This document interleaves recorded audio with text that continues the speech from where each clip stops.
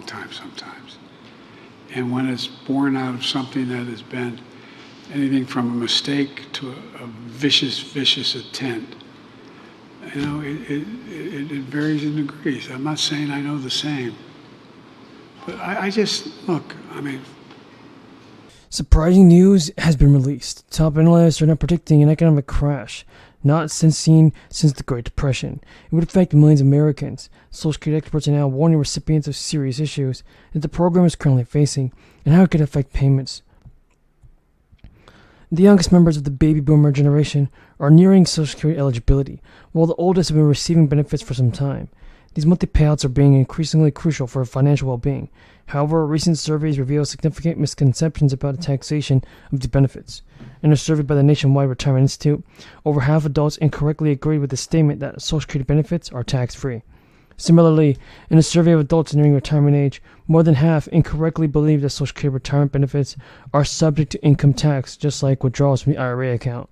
While both Social Security benefits and traditional IRA withdrawals can be subject to federal income, the extent differs, because according to Motley Fool, each dollar from a traditional IRA is considered taxable income, whereas Social Security is taxed only when taxpayers surpass economic thresholds. These thresholds are determined by adjusted gross income, non-taxable interest, and one-half of Social Security benefits. Overall, only a portion of Social Security benefits is subject to federal taxation, even beyond these thresholds. Initially targeting higher earners, the combined income thresholds have not been adjusted for very long, and now over half of recipients now owe tax on benefits due to annual COLA pushing payouts even higher. These annual extending increase means that retirees currently exempt from taxes benefits might find themselves above the thresholds in the future. Social Security taxation varies across states. Most states do not even tax benefits, and in the 12 that do, state-specific deductions and exemptions often limit the extent of taxation. Notably, Missouri and Nebraska plan to stop taxing Social Security in 2024. Despite being the smallest revenue stream, the taxation of benefits contributes to Social Security financing, and payroll taxes constitute the majority, followed by interest and taxation of benefits, with a projected $22 trillion deficit through 2097. The Social Security Trust Fund faces depletion by 2034. Resolving this requires increasing revenue, cutting benefits, or a combination of both. It also seems like gas prices are slowly pulling back from the highs of last month, because according to the top energy analysis, Yahoo News, right now if you're a gasoline shopper, you can find gas at less than $3 a gallon in some states. Now we're all looking at 25 to 50 cents per gallon drop in retail. That is virtually certain. Extra aid is slated to end. At least 25 states led by Republican governors decided in May and June to prematurely drop out of several relief programs, including those that provide an extra $300 a week, on top of regular state unemployment benefits and expanded eligibility for jobless aid. The supplemental benefits are not poised to expire until September 6th. Alaska, Iowa, and even Missouri will be the first to opt out of this, and this ends the crisis-era programs for out-of-work Americans on June 12th. The other states that are terminating benefits early include states like Georgia, Florida, and Texas. Now folks, those states will stop giving unemployed workers an extra $300 in benefits sometime over the summer. According to one estimate published by the Century Foundation, roughly 16 million Americans will lose their unemployment benefits as a result. GOP lawmakers were quick to blame the extra unemployment aid for the anemic job growth, although experts have also cited a lack of childcare and fears of contracting it for the hiring shortage. What are your thoughts on this, everybody? Are the unemployment benefits keeping people out of work? Tell me your thoughts on this in the comments below. There remain 7.6 million fewer jobs than in February of 2020. That's before the crisis began. The average state unemployment benefit is about $330 per week.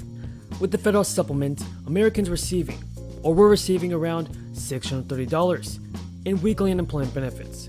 That's about $32,000 annually, or roughly double the nation's minimum wage. President Joe Biden has said that the unemployment benefits will end in September as planned. However, many of his party members will want to make the extra money permanent. Millions of people have been clamoring for recurring stimulus payments, and several lawmakers have even expressed support for more relief aid through the crisis. President Biden's American Families Plan and the American Jobs Plan will definitely provide so many Americans with financial relief. In a press conference, White House Press Secretary said this about a fourth stimulus payment. She said that the Biden administration will continue to watch the debate in Congress over additional economic impact payments. Recently, 26 Democrats signed 2 letters sent to the White House, campaigning for automatic stabilizers for future stimulus checks. If Congress approves this means automatic payments that are deposited into the bank accounts of millions of Americans. According to Newsweek, the White House does support automatic stabilizers for unemployment. Many lawmakers are hopeful if it's included in the Biden administration's upcoming American Families Plan. As put in the White House's statement, the upcoming bill is to grow the middle class, expand the benefits of economic growth to all Americans, and leave the U.S. more competitive. The White House is also proposing the American Families Plan, and that will add at least 4 years of free education, provide direct support to children and families. More relief is on the way. A one-time direct deposit worth as much as $250 are set to go out to millions of Americans, and thanks to a bill that was approved today. This legislation will also help cut poverty rates. The Biden administration has proposed a brand new rule that helps students with crippling debt. And more relief has been approved on a state level.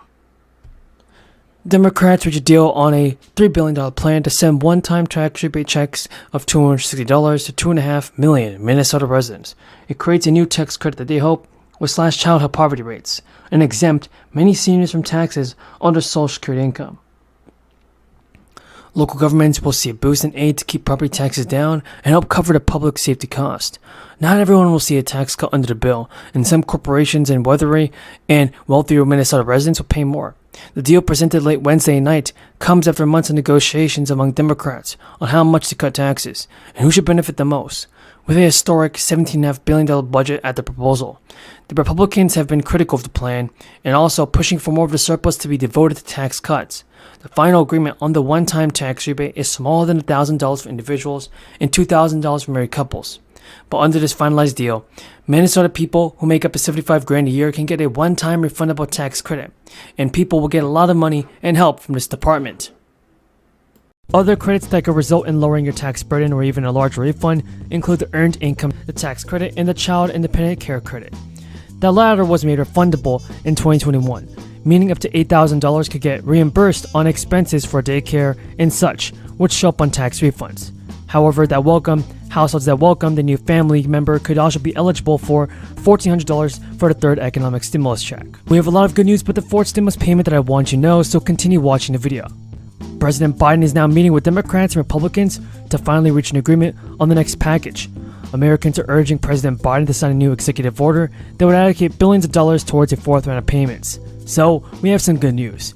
President Biden's administration is actually going to renew its push with lawmakers to secure crisis funding this week. As according to a White House official that told CNN that